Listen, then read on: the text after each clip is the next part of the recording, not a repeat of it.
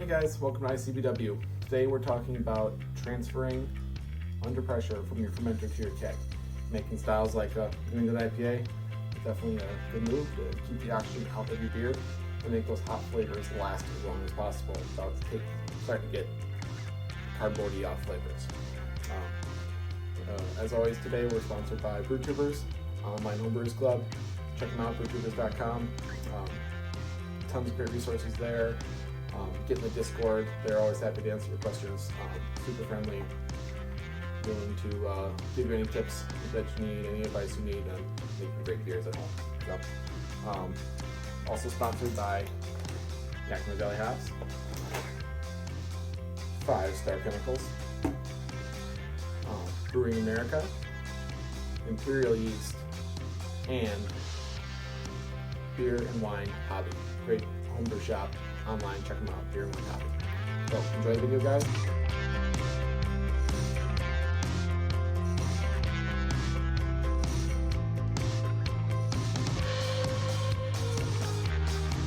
All right. Okay, I turned on the lights. You can actually see what I'm doing now. I'm just gonna star sailing there, but purge that a little more. Should be good to go. Then I am going to take this. Sometimes I'll put this through my hole. I got a hole in my. Probably should plug that for the efficiency's sake, but I have this hole in my from when this was not a fermentation chamber and crashing chamber, but a kegerator or keezer. The hole's still there. This one's got a shank in it still. This one doesn't. So sometimes I run a line through there. When this was purging, when I fermented here, I ran it out of there to the keg for the blow off, but not today. Let's go over. We got a look here. We got our O-rings. We got green for gas, black for beer. So we put this on the beer, and there we go. And we're going into the beer. So I haven't hooked up the this gas part, but I'm gonna go grab my spunding valve because I want these to be at relatively equal pressure. So I'm gonna hook that up real quick, and then it's gonna blow off into my bucket. Okay, that's magically hooked up. Sorry, I had to put the phone down to disconnect this because it was on the end of here. So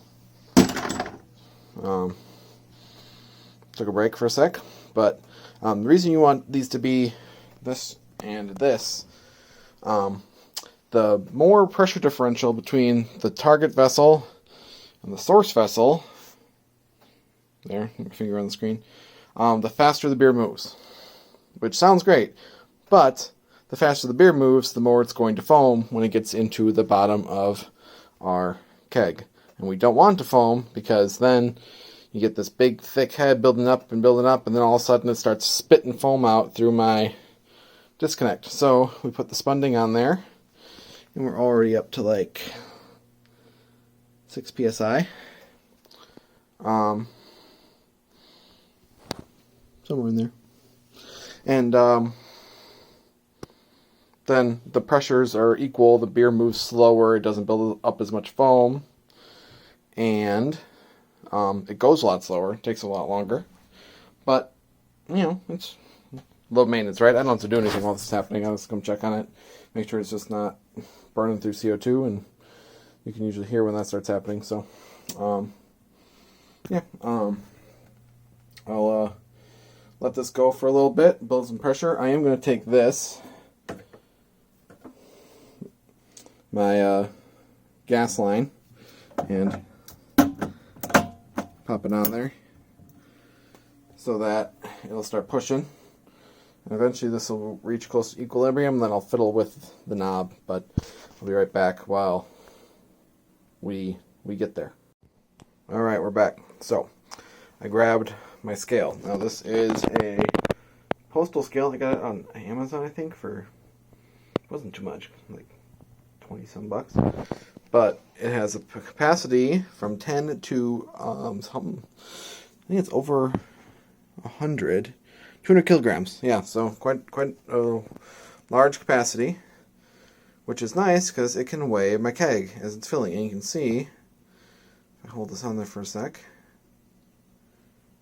it just ticked up. I just gained another 1/10 of a pound. And this will show me, it has to be turned back on because it'll shut off if I leave it set for too long. But it'll tell me how much weight is in the keg, and I can tell how, one, that beer's still moving, because, you know, you see the thing and it looks, you know, light yellow, but you can't really tell if anything's moving through it. So this will tell me that, and, oh, it just turned off, see? And it'll also tell me how close I am to being full, because, I mean, you can tell by lifting it, but shaking it, you'll see by, like, the condensation on the outside, but, you know, it's about 55, 56 pounds of beer to fill this whole thing up. So once you get really close to that point, you can know you're almost done. Now, one thing I'm going to do is we've reached about 10, 11 psi in here, which is about our serving pressure. So it's really slowed down in how fast it's transferring. So I'm just going to, here, let's get a shot, the bucket and everything. I'm just going to slowly crank this down until we start letting some gas out. There we go. See that? So you can see how much gas is being displaced by the beer moving out. So I'm going to reset this real quick. Alright, we're back. That looks a little better. And we're still moving. And we should, if I turn this down even more, the beer starts flowing out faster. Well, not a lot faster, but quite a bit faster. Turn it up, bubbles stop going so crazy, and we move a little slower. So you can kind of regulate it that way. One last thing I wanted to touch on with my all-rounder, which is nice, is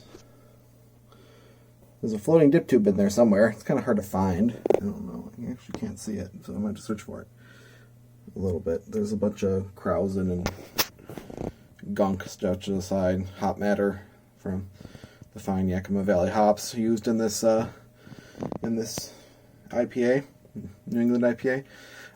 But if I find that thing, what I'm going to do is, I think it's on this side over here, I can twist it. So, like this. Oh, don't want to push on that too hard. So, now it's tilted. It's hard to see on the camera, but you can see it better if I go this way. Everything's tilted a little bit to the right over here. That's where the floating dip tube is. And now, what will happen is the level, the yeast cake that's on the bottom of that fermenter, I should have pulled this out to do it, but I don't like to move it because then it shakes the beer a little bit and disrupts the yeast cake a bit. But the yeast cake is all over the bottom of this fermenter, and you'll get it so it tilts when you move it because it won't just spill over, and then you're able to pull beer from the side that's a little deeper, and you're going to be able to get a little more of your beer out before that thing hits the bottom. So it's just a nice little feature, something you can do real easily on these all-rounders because of the way they're sitting on that circular rack on the bottom. They kind of like roll around in it if you turn them a little bit. So that's a really nice thing. So yeah, we're still going. We're still transferring. It's going to take a few minutes, but basically I just have to sit here and let it go. There we go. You got a nice little bubble there, and it's going to take a few minutes, probably about 20 minutes in all, but I don't have to do anything the rest of this time, so I'll let you go, and I'll see you next time.